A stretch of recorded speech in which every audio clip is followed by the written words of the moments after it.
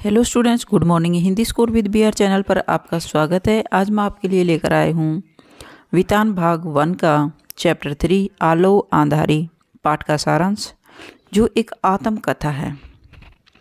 Baby Haldar जिसकी writer हैं। तो चलिए इसका सारांश देखते हैं। प्रस्तुत रचना लेखिका बेबी हालदार की एक आत्मकथा है। उन्होंने बहुत कम आयु में ही अपने परिवार की जिम्मेदारी अकेले ही संभाल लिया था। वह अपने पति से अलग 3 बच्चों के साथ किराए के मकान में अकेले ही रहती थी। वह काम की तलाश में इधर उधर भटकती रहती थी। किसी के घर में नौकरानी का भी काम मिल जाता तो मजदूरी बहुत कम होती थी। इस कारण महीने के अंत में किराए की चिंता लगी रहती थी। यहाँ दर्शाया गया है कि बेबी हालदार अकेली अपने बच्चों को पाल रही है। वह अपने पति से अलग रहने लगी हैं। तो इसमें दर्शाया गया है कि अकेली औरत के लिए अपने घर चलाना और अपने बच्चों का पालन पोषण करना कितना मुश्किल था, क्योंकि वो बेबी हालदार एक अनपढ़ औरत थी। इस कारण महीने के अंत में किराए की चिंता लगी रहती थी। आसपास के लोग भी उससे तरह तरह के सवाल पूछते थे कि वह अपने पति के साथ क्यों नहीं रहती। काम से देर से लौटने पर मकान मालिक भी सवाल करता है कि वह कौन सा काम करती है। सुनील नाम के युवक की मदद से उसे एक घर में नौकरी मिल गई थी।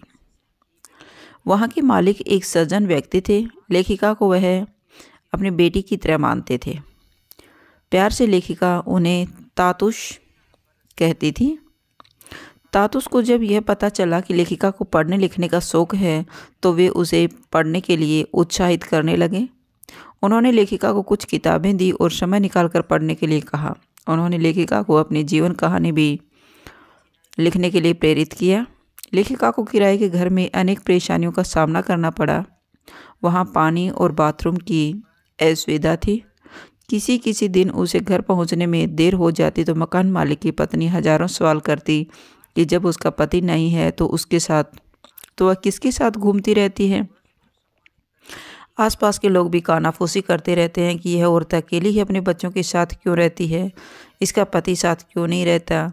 लेखिका को अकेली देखकर कुछ लोग छेड़खानी करना चाहते थे। कुछ तो घर में ज़बरदस्ती घुस आते थे। तातुस के घर जाते ही लेखिका इन बातों को भूल जाती थी क्योंकि वे लेखिका से उनकी पढ़ाई के बारे में बातें पूछते थे। तातुस अपने मित्रों को लेखिका की पढ़ाई लिखाई के बारे में बताते रहते थे। एक दिन लेखिका ने काम से वापस आने पर अपने घर को टूटा हुआ पाया। इस मुसीबत में उनके दोनों भाइयों ने पास रहते हुए भी कोई सहायता नहीं की। तातुस को जब यह बात पता चली तो उन्होंने अपने घर का एक कमरा लेखिका के लिए खाली करवा दिया। तातुस उसका और उसके बच्चों का बहुत ख्याल रखते थे। तातुस ने उनके बेटे का भी पता लगा लिया और उसे बेबी से मिलवाया। लेखिका तातुस को अपने पिता के समान मानती थी। तातुस ने लेखिका के द्वारा लिखे गए अपने लेख अपने मित्रों को भी दिखाया। वे और उनके मित्र हमेशा लेखिका को लिखने के लिए प्रेरित करते थे। तातुस के एक मित्र ने लेखिका से उसकी कहानी को एक मोड़ तक पहुंचाने के लिए चिट्ठी लिखी ताकि उसकी रचना को किसी पत्रिका में छापा जा सके। तो इस प्रकार वो उनकी मदद करते थे, तातुस और उसके मित्र। बाकी समाज में उसे अकेली औरत होने के नाते बुरी नज़रों से देखते थे। हर कोई व्यक्ति उस पर इल्ज़ाम लगा देता था। हर कोई उससे सवाल पूछता था। तो यहाँ दर्शाया गया है कि अकेली औरत को समाज में रहना भी लोग मुश्किल कर देते हैं। और आज के वर्तमान समय में और पहले की परिस्थितियों में लड़कियों के जीवन में बहुत अंतर आया है। अब की लड़कियां पढ़ी लिखी हैं और वो अपना जीवन यापन करने के लिए लड़के से कंधा मिलाकर चलने लगी हैं। लेकिन जब ये लेखिका ने कहानी लिखी, उस समय लेखिका का समाज में लड़कियों का इतना बोलबाला नहीं था। लड़कियां अनपढ़ होती थी और वो अकेली अपने घर नहीं चला पाती थी। तातुस के एक मित्र उसे लेखिका जेठू कहती थी। लेखन के लिए जेठू यानी बड़ा भाई।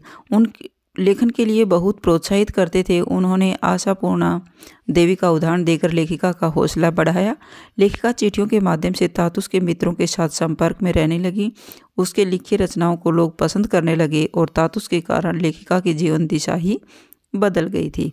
आखिरकार वह दिन भी आया जब लेखिका की लिखी रचना पत्रिका में छप गई और पत्रिका में उनकी रचना का शीर्षक था आलो आंधारी बेबी हालदार।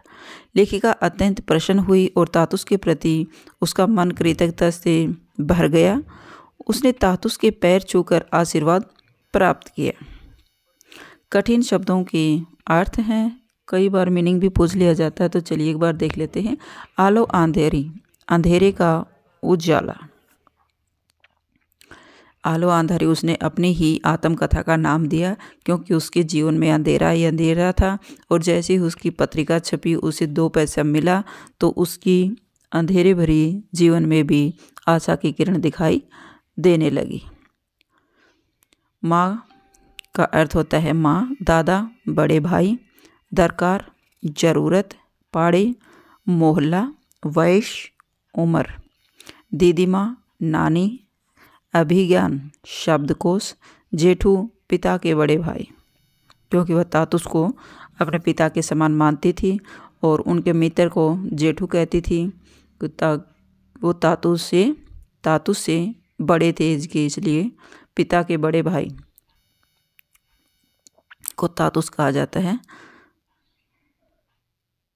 जेठू, पिता के बड़े भाई को जेठू कहा जाता है। तो ये थे आपके आलो आंधारी जिसके लेखिका है बेबी हालदार, उसके जीवन परिचय से, उसकी आत्मकथा से संबंधित स्टोरी।